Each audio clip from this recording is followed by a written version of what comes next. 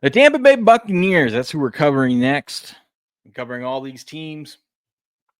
Going through Warren Sharp's book. By the way, I got the big old book right here. Look at this thing. Look at this bad boy. Look how thick that is. You can get yourself a PDF copy or actually hard copy. Go to Warren Sharp's Twitter page and go follow those links. I highly encourage you to check it out. Once you watch this, you're gonna want to get it. If you're a data nerd, football junkie, and especially if you're a sports bettor, you need to have this as a resource. We've been going through team by team randomly, as you guys know. And today we're going to be covering the Tampa Bay Buccaneers. Good morning, Bolshevik Watch. How you doing? Happy Friday. Happy Friday. All right.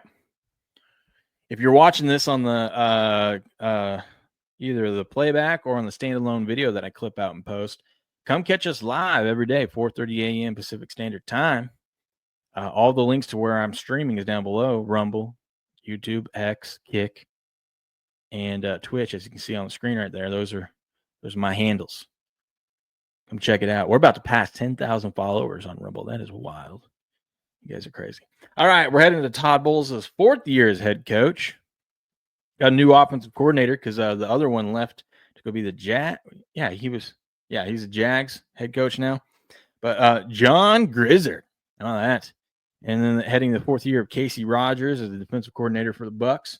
Season win total for the Bucs is 9.5 this season.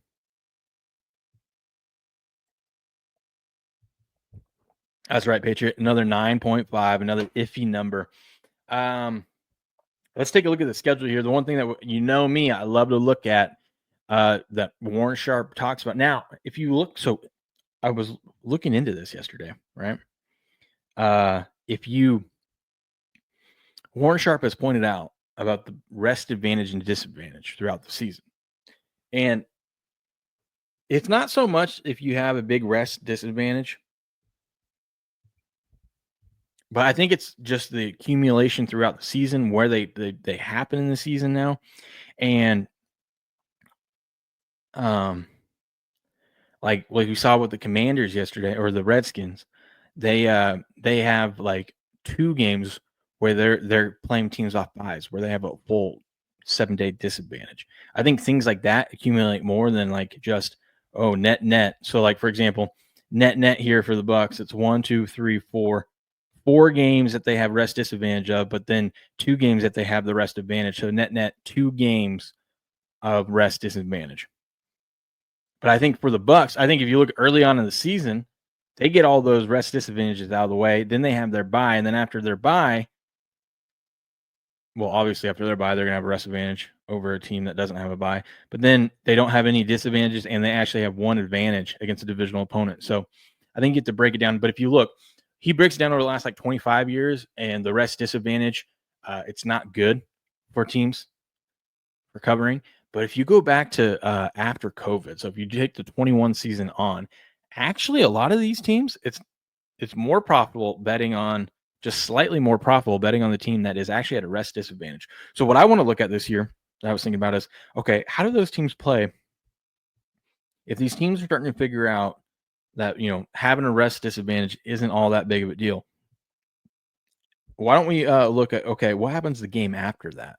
Because I have a feeling the game after that, like you get rah, you rally the troops, especially those games where you play on a Sunday and you have to play on a Thursday. Those games are still tough for teams to do. But how do you play the following week? How do you play the following week? So I'm going to be looking at that through the season. But, they open up they got 2 road games to start off the season. They'll be in Atlanta, then they're in Houston, and they're home against the Jets, home against the Eagles. Got to travel all the way cross country and up north to Seattle, then come all the way back and play San Francisco, and then go all the way and travel back up to Detroit for a Monday Night Football game. That's going to be a fun game. And then they go over to New Orleans. Man, that's kind of a rough stretch, like just traveling wise and opponents. That's kind of rough. Then they hit their bye week. And they'll be playing the Patriots. This stretch right here is where we have to look to fade Tampa Bay. I talked about this earlier this summer. So they play the Patriots, then they have to travel up to Buffalo, and then they have to come back to Tampa and fly all the way out to LA. So they got to fly all the way north. This is the biggest 2-game travel distance, I think, of the season. Travel up to Buffalo, play the Buffalo Bills. Going to be a physical game, exciting physical game. Then they have to come. They're going to fly back down to Tampa and then fly all the way out to LA to take on the Rams. That is wild. But then they get a 3-game home stretch after that. And they round the season off with, at least they get the Panthers 2 of the 3 games to end the season. They go Panthers, Dolphins, Panthers. Panthers always play them tough, though. Super James says, I like to see the less rest advantage split into homes and away on the less rest. Yeah. I actually think, I want to say the away, it was slightly better than the home for the rest disadvantage. I don't know why that is.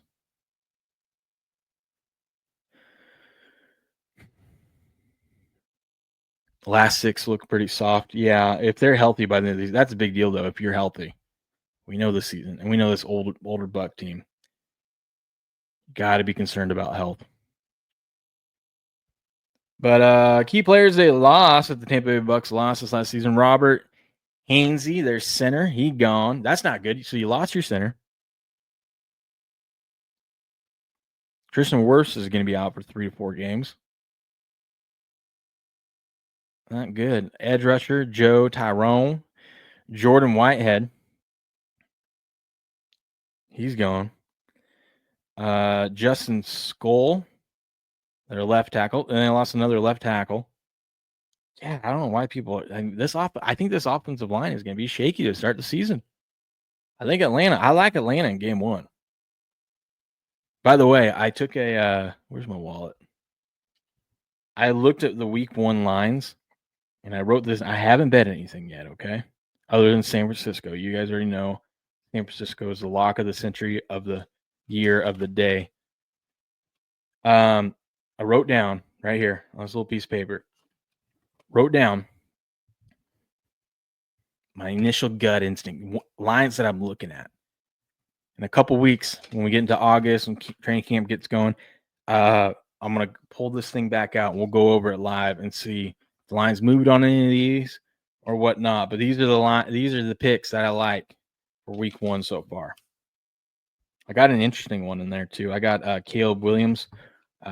His coach is talking about he wants Caleb Williams to be very accurate and wants him to throw complete 70% of his passes this year. And if you look, the NFL has adapted. Well, one thing that Warren Sharp talks about a lot in the book is the NFL has adapted now to a lot of the passes are behind the line of scrimmage. So what I'm thinking is, hey, let's go completions over, right? Because he's going to have a lot of safe throws if they really want him to be hit 70%. I don't know if he can do it, but let's go completions over, but let's go under his yards. That means he's not going to be pushing the ball down the field much, So I think that'll be a good little anti-correlated parlay. What up, B. McCormick? Wakey, eggs and bakey. Got my orange on. So that's what I'll be looking at there. Key players they added in free agency: Hassan Reddick, $14 million a year.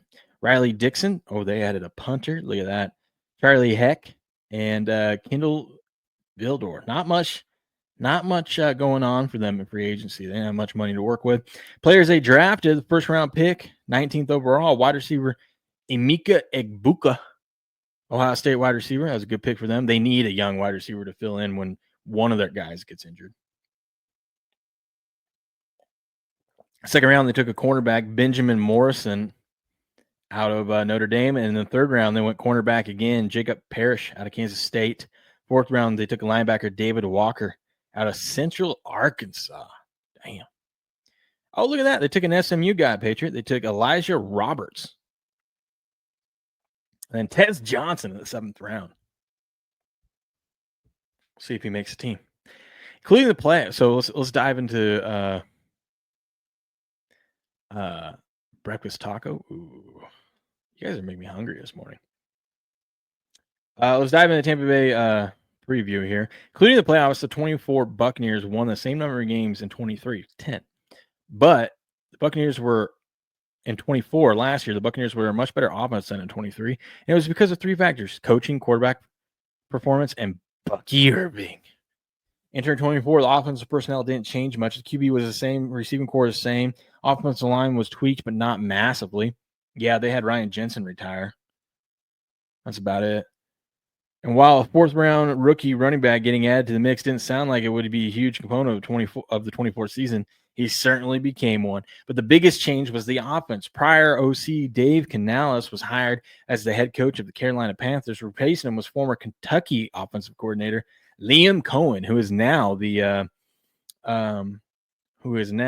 Jaguars head coach. He has that weird do clip that goes around.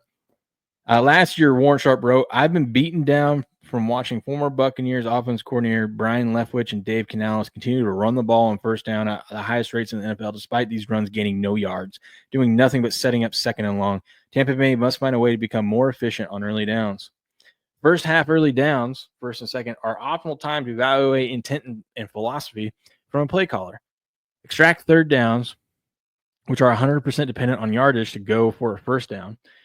Extract the second half, which features massive adjustments to philosophy depending on the game state. Focus on first half early downs. Canales was OC in 23 in the first half. The Bucs ranked number 31 in first down pass rate, number 25 in early down pass rate. They ran the ball a ton with Canales in 23. Was it successful? No. The runs averaged number 32, last in the league in success rate, 29 in EPA, and last in yards per carry. Oh. As a result, the Bucs were terrible on early downs. They ranked number 30th in success rate, 28 in EPA, and 29 in yards per play. 52% of their first down led to third downs. Damn. Which was 28 in the league. Why would a team that terrible running the ball, literally dead and last in yards per carry, voluntarily choose to start the game running the football at the second highest rate of any team in the NFL? Who knows? But it set the Bucs back. They averaged just 2.5 first quarter points per game, which ranked 27 in the NFL. As a result, their average lead was 0.35 points per game at halftime. This was the first priority I wanted Cohen to fix in 24. And in 24, Cohen's personnel deployment was effectively the same. He used the number 8 most 11 personnel, which is 2 tight end set. And Canales used the number 8 most 11 personnel in 23. All right. Right? Did I miss anything through here? No. Look at all these beautiful charts. You guys know me. I love these charts. I'm a nerd. How many games are they favored this year? 1, 2, 3, 4, 5, 6, 7, 8, 9, 10, 11, 12. Think about that. Favorite once again, just like the Redskins yesterday. 9.5 win total, favored in 12 games.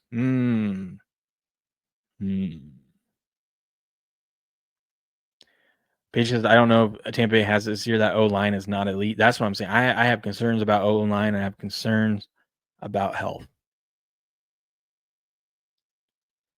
And I love Baker, but I mean, we're getting close to that time. We're getting close to that time, you know. You can't just keep putting the team on his back like he's been doing.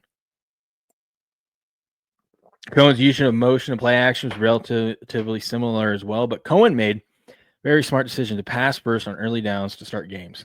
Something Canales and Leftwich refused to do. In 24, they made a huge step up. They were number 10 in first down pass rate, up from 31. Number 5 in early down pass rate, up from 25. This is a massive change. And as a result, first half early down efficiency spike. They were number 6 in success rate, number 8 in EPA, and number 7 in yards per play. 42% of the first downs led to third downs, down from 52%. This was coaching, pure and simple. For those of you with the 24 preview in addition to this one, turn to page 522 and look at the bar charts for offensive efficiency. Okay. Basically, every single one of those first half early down related metrics is red, indicating below average performance across the board. Now look at the same section in this chapter. Every single one of those lines is green. They rank top 5 in most of them. As a result of being so elite on early downs, the first half, the Bucs made massive improvements in their drive stats. Now we don't know what this new coordinator is going to do, you know? Is the new coordinator going to go back to the same old way? We'll read charts like prescriptions in the pharmacy.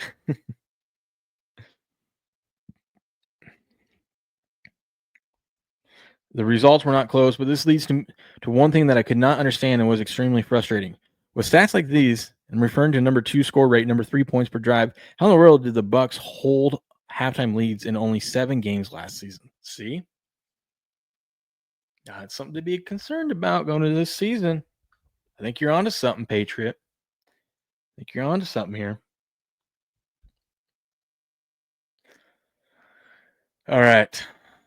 Let's take a look. One of my favorite parts of the chapter. Here's why you should bet under 9.5 wins for the Tampa Bay Buccaneers this coming season.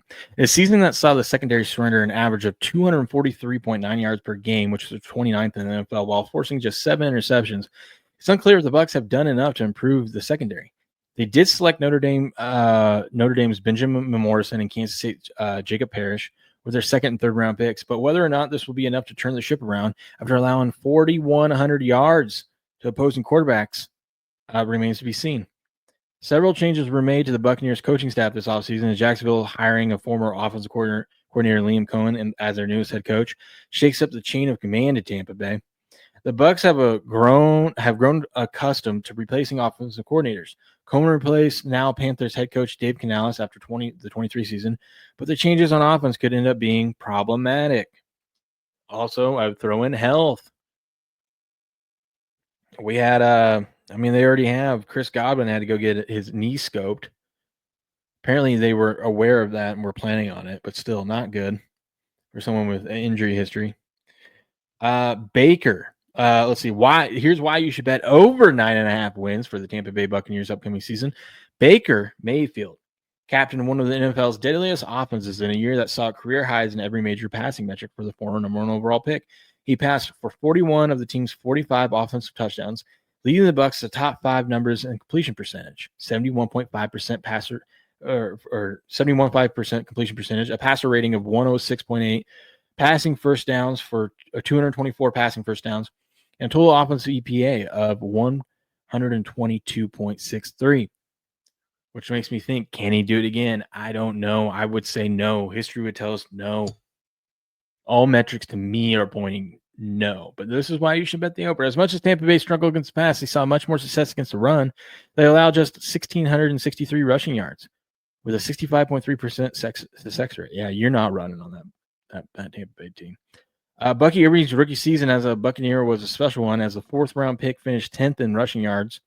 He had 1,100 yards. Wow.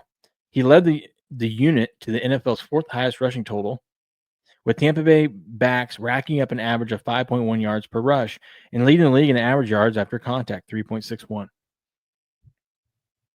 I like it.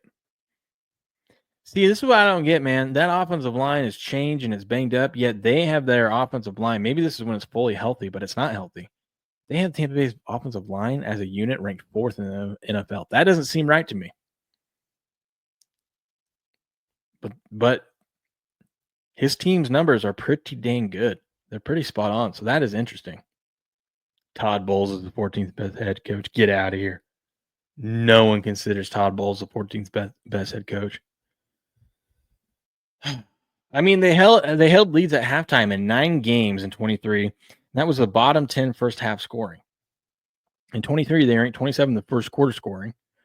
In 23, they ranked number 1 in first quarter scoring, totaling 118 points in all 17 games. Night and day, not even close. I think that's supposed to be number 4. Or I think this is a typo. It's supposed to be in 24, they ranked number 1 in first quarter scoring.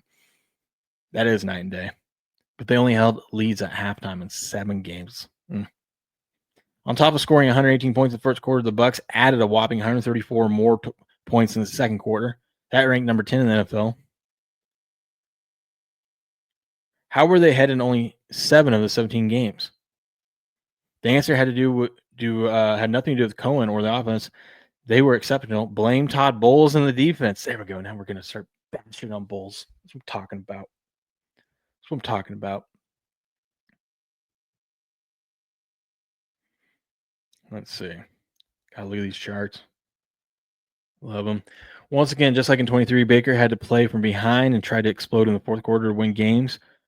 The Bucs scored 152 points in the fourth quarter, number 1 most in the NFL. See, that just doesn't seem repeatable to me. Tampa Bay's general defensive efficiency per play metrics fell off. They dipped from number 22 to number 24. Dipped from number 22 to 24 in pass defense as well. Yeah. The Bucs dropped from number 12 to number 25 in touchdowns allowed per drive. They dropped from number 8 to 25 in turnovers forced per drive, and I can't believe they only had 7 picks last season. Tampa Bay is playing a slightly more difficult schedule of offense in 25, so they must improve tremendously on that side of the ball. Maybe we look at Tampa Bay games to go over. You know, they have an explosive offense. If their defense can't stop anything, maybe we look at the overs. You know, or their opponent's team total over. Oh, beautiful charts. Where else are you going to get heat maps, man? This is the beauty of football. You can have a new coach come in with the same players, overhaul the strategy on the side of the ball, vault from one of the worst to one of the best, but still wind up right where you started because the other side of the ball didn't carry their weight. That's so true. Bulls and his defense can't afford to let that happen again this season. Another key improvement 24 Bucks made was running the ball. And it came thanks to rookie running back Bucky Irving. In 23, Rashad White handled the workload almost exclusively and was terrible. Enter Irving and a new philosophy from Cohen about how, when, and why to run the ball. The Bucks rushing attack ranked 32 in success rate, 32 in yards per carry, 17 in expected points added, 31 explosive run rate, improved in 24 to number 3 in success rate, number 3 in yards per carry, number 4 in EPA, number 3 in explosive runs. Literally night and day. And it would have been even higher if the Bucks gave 100% of the carries to Irving, because he lapped White in efficiency. Despite running behind the same offensive line, out of 46 running backs, Irving and White ranked number 4 in EPA. Irving was 4 in EPA. White was 14. Yeah, I'm not going to read all the stats. Basically, Irving was better than White. And that came behind the NFL's number 30 most explosive offensive line, which is saying something when it has Tristan Wirfs on it. That means the rest of the line is quite inexpensive. That's what I'm saying. You have one good guy, Tristan Wirfs, and he's not going to be there for the first 3 to 4 weeks. And then who knows how he's going to be when he comes back. More halftime ties this season? Ooh. With the Bucks or just in general?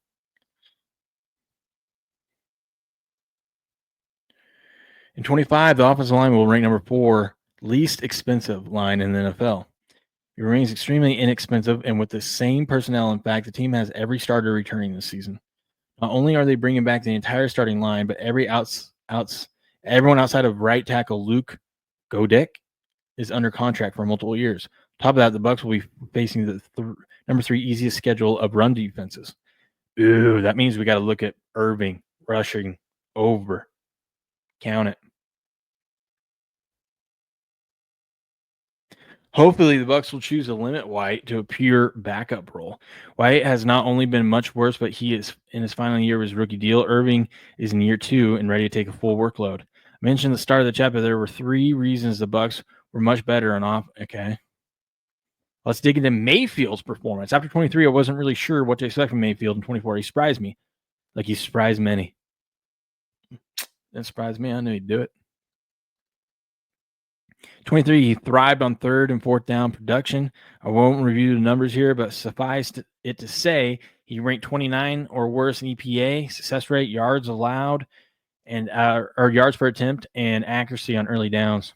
But was top 10 in every one of those metrics for 3rd and 4th down. And in the first 3 quarters, he ranked bottom 10 in 3 of those 4 metrics. The 4th quarter, he was above average in all 4 of them.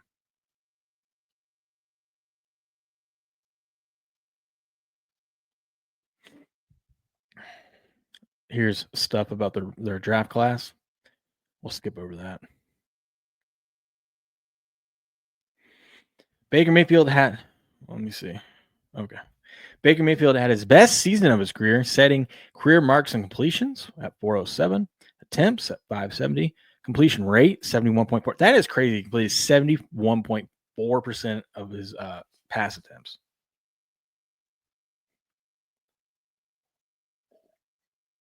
And he had 4,500 yards and 41 touchdowns. He also ran for a career. That boy can scoot.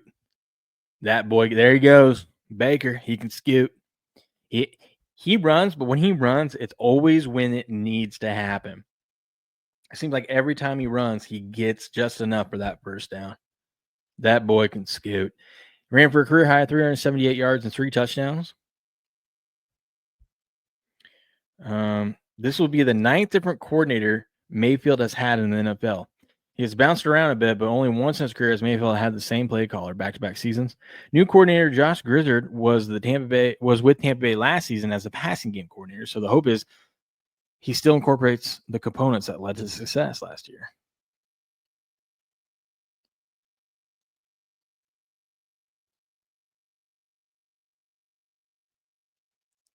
Soft defenses and better kicking give more opportunities for ties.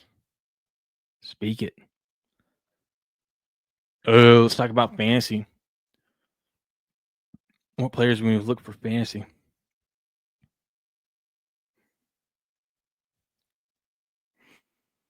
The usual suspects.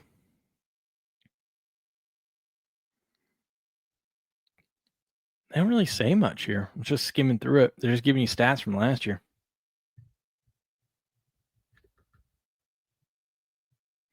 Godwin enjoyed a strong bounce back campaign last season until his ankle injury ended in 7 weeks into the year. Yep. Mike Evans got over 1,000 yards again last year. More stats and charts. Oh, yes.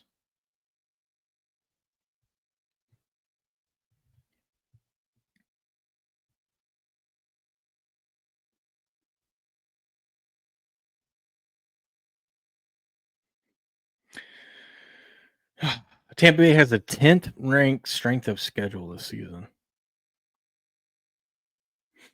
As a result, heading into 24, I wasn't ready to say Mayfield had turned the corner in his career. I was happy for him, but not overly optimistic that the results would continue unless he improved on early downs.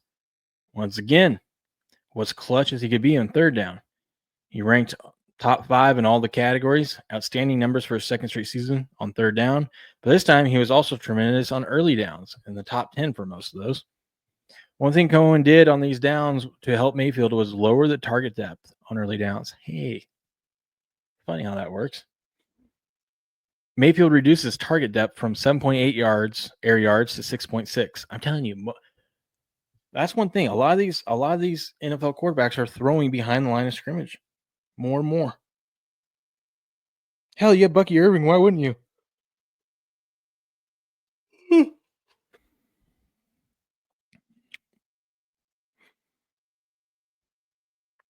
The combination of the higher completion rate and more yards after catch really helped the yards per attempt rise from 6.8 to 7.7.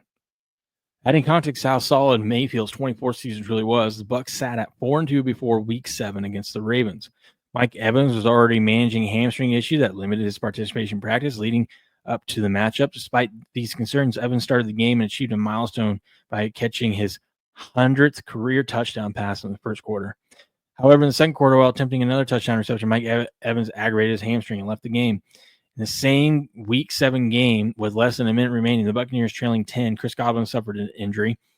After catching a 21-yard pass, Godwin was tackled by Ravens linebacker Roquan Smith in a manner resembling a hip drop tackle, resulting in a dislocated left ankle. Godwin carted off the field. The aftermath was grim. Evan likely to be sidelined until after the team's Week 11 bye. To allow for recovery, Godwin underwent surgery and missed the remainder of the season. Making matters worse, preparing for a major focal point role without Evans and Godwin, Jalen McMillan suffered a hamstring injury during practice ahead of the Week 9 game against the Chiefs. This injury was a late week development, and the Buccaneers ruled him out for the Monday night game, further depleting their receiving core. McMillan missed 2 games before returning. The Bucs played the Chiefs, 49ers in Week 9 and 10 without Evans, Godwin, and McMillan. Somehow kept both games competitive. They lost 30-24 to the Chiefs, 23-20 to the Niners. That's because the Niners just sucked last year.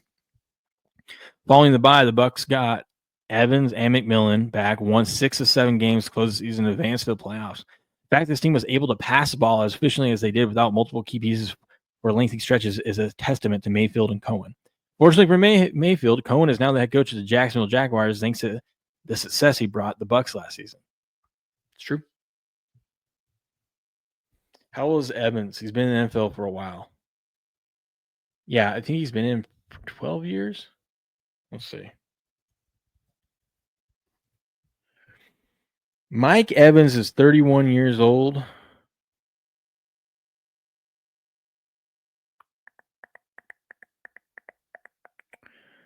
31 years old. Let me see. He's played 11 years. Yep, this is year 12. Good look there. He's made $134 million in his career. Good for him. That's over $1 million per touchdown catch. How about that?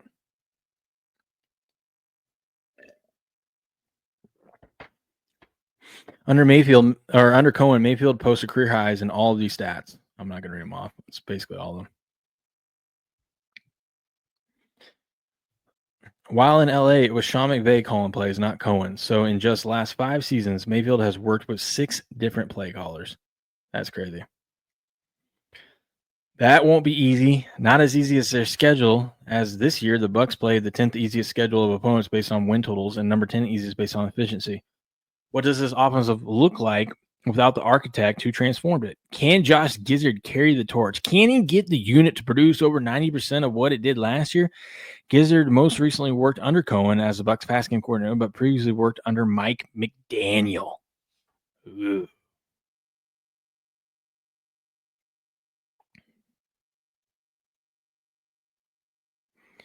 Let's see.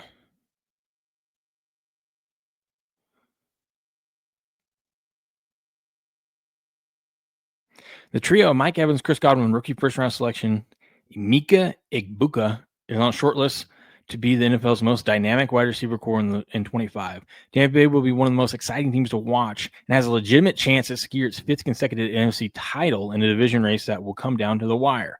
Will the defense rebound with the additions of Hassan Reddick and multiple early-round defensive backs from the 25 draft? Tampa Bay enters the 25 season with sky-high offensive expectations and just enough uncertainty to question whether it can all hold together. Cohen is gone, but if Gizzard can preserve the structure and philosophy that made last year's offense click, high pass rate on early downs, heavy play action, shorter targets with room for yards after the catch, then this unit should remain among the league's most efficient. The entire offensive line returns, and they'll again be tasked with clearing space for Irving, who looks ready for true 3-down rolls or 3-down roll. The schedule sets up well with the Bucs facing the 10th easiest slate by win totals and run defenses that rank among the NFL's weakest. The real question is whether Todd Bowles can fix the defense that tanked first halves and forced Tampa Bay into comeback mode far too often. If he can, the Bucs have every reason to believe they can win the NFC South again. Just like in years past, there are things that to feel good about, but there are also a lot of questions surrounding the Bucs heading into the season. How about that? Later, Mont. Have a good day, buddy. Have a good Friday. How about that? That's your Tampa Bay Buccaneers preview. Tampa Bay Buccaneers preview. I'm down on the Bucs. Too many things have to go right. I think history says it's not going to go right.